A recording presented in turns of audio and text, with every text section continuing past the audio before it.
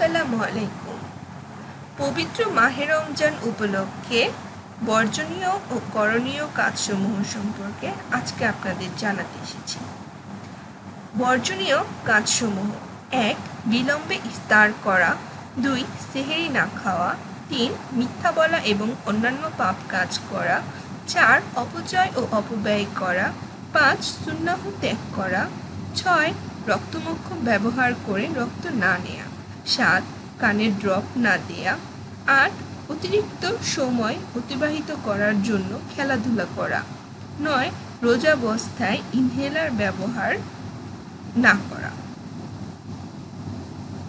১০. Toothpaste, toothbrush, সিওয়াক ও পানি দিয়ে দাঁত মুখ পরিষ্কার পরিচ্ছন্ন রাখা। ১১. মিউজিকের ছন্দে ডুব না দেয়া। ১২.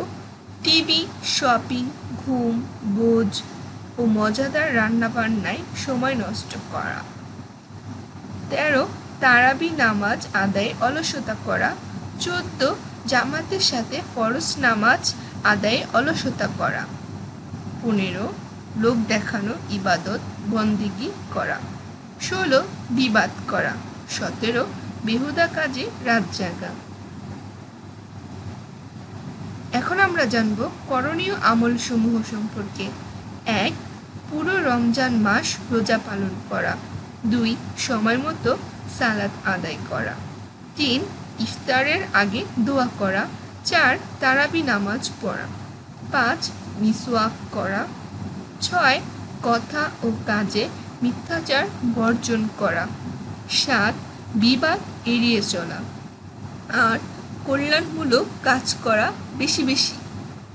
৯. বেশি বেশি কোরআন পড়া। ১০. শবে কদর তালাশ করা। ৯. বেশি বেশি কোরআন পড়া। ১১. তওবা করা। ১২. তাকওয়া অর্জন করা। ১৩. সাদাকাতুল ফিতর আদায় করা। ১৪. বেশি বেশি নফল নামাজ পড়া।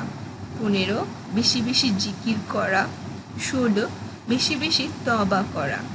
১৭. দৃষ্টিকে হেফাজত করা। ১৮. জবানকে হেফাজত করা। ১৯.